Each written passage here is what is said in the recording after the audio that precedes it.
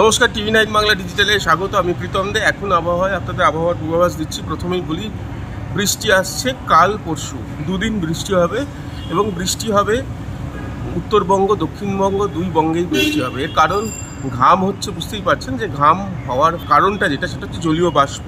বাতাসে জলীয় বাষ্পের প্রচুর আসছে জলীয় বাষ্প এবং তার ফলে মেঘ তৈরি হচ্ছে, মেঘ তৈরি হয়ে বৃষ্টি হবে। এবং এই মেঘগুলো অবশ্যই বলছি যে মাটির কাছাকাছি থাকা মেঘ, অর্থাৎ নিচুর দিকে থাকা মেঘ, যেগুলোকে কিউমুলোনিম্বাস মেঘ বলা হয়। আস্তে আস্তে সেই মেঘের বেশি দেখা যাবে। যত গরমের দিকে আমরা এগিয়ে যাব তত কিন্তু জলীয় বাষ্পের জন্য মাটির কাছাকাছি মেঘ তৈরি হবে, যে মেঘ বজ্রগর্ভ মেঘ হয়, মানে বাজ পড়ার মেঘ।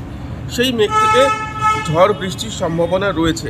আজকে একটু পার্টিকুলার ভালোভাবে আপনাদের একদম বলে দিই কোথায় কোথায় হতে পারে, কারণ আবহাওয়া দপ্তর থেকে একেবারে পশ্চিমবঙ্গের ম্যাপ করে বলে দেওয়া হয়েছে যে কোথায় কোথায় বৃষ্টি, বজ্রবিদ্যুৎ সহ বৃষ্টি, কোথায় কোথায় বাজ পড়বে এবং শিলাবৃষ্টিও হবে, এমনটা জানা যাচ্ছে। শিলাবৃষ্টি মূলত দেখুন, পশ্চিমবঙ্গে যে ম্যাপ রয়েছে তার ওপর দিকে যে ত্রিভুজ আকৃতি যে কালো সিম্বল রয়েছে, সেই সিম্বলগুলো দিয়ে শিলাবৃষ্টির কথা বলা হচ্ছে। জলপাইগুড়ি জেলা, উত্তর দিনাজপুর, দক্ষিণ দিনাজপুর এবং মালদা, এই জেলাগুলিতে কাল পরশু শিলাবৃষ্টির সম্ভাবনা এবং বজ্রবিদ্যুৎ সহ বৃষ্টি রয়েছে। দার্জিলিং, কালিম্পং, জলপাইগুড়ি, আলিপুরদুয়ার, কোচবিহার, উত্তর দিনাজপুর, মালদা, দক্ষিণ দিনাজপুর, বীরভূম, পশ্চিম বর্ধমান, মুর্শিদাবাদ, নদিয়া, এই সমস্ত জায়গায় বাজ পড়তে পারে, তার সম্ভাবনার কথা বলা হচ্ছে।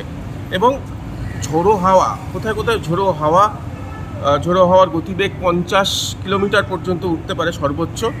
দেখুন, আবার ঝড়ের সময় চলে এলো, কালবৈশাখীর সময় আস্তে আস্তে আসছে, সেটা বোঝা যাচ্ছে। কারণ এই ধরনের যে পরিস্থিতি তৈরি হয় বায়ুমণ্ডলে, জলীয় বাষ্প এবং যে মেঘ তৈরি হয়, তাতে ঝড় বৃষ্টি, বজ্রবিদ্যুৎ সহ যে ঝড় বৃষ্টি, সেইটা হওয়ার সম্ভাবনা থাকে।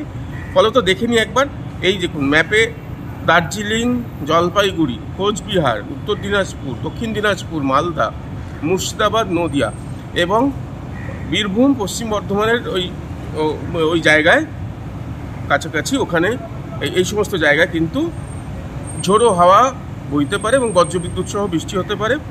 আর দক্ষিণবঙ্গের কোথায় কোথায় আরও না, কলকাতা সহ যে জেলাগুলি রয়েছে সব জেলাতে, হুগলি, 24 পরগনা, বাঁকুড়া, মেদিনীপুর, পুরুলিয়া, পূর্ব মেদিনীপুর, ঝাড়গ্রাম, সমস্ত জায়গাতেই বাজ পড়তে পারে এবং বৃষ্টি হতে পারে।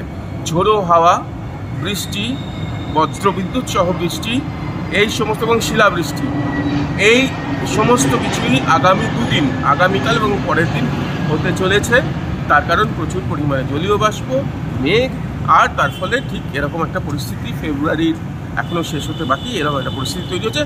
যেটা বলে রাখা ভালো, সতর্ক থাকা উচিত, যে হলুদ সতর্কতা রয়েছে এবং সতর্ক থাকবেন বাজ পড়ার ব্যাপারে অবশ্যই, যেটা বারবার করে এখন বলে দেওয়া হয় আবহাওয়া দপ্তরের তরফ থেকে। এখন আবহাওয়া এই পর্যন্ত, আবার আগামীকাল।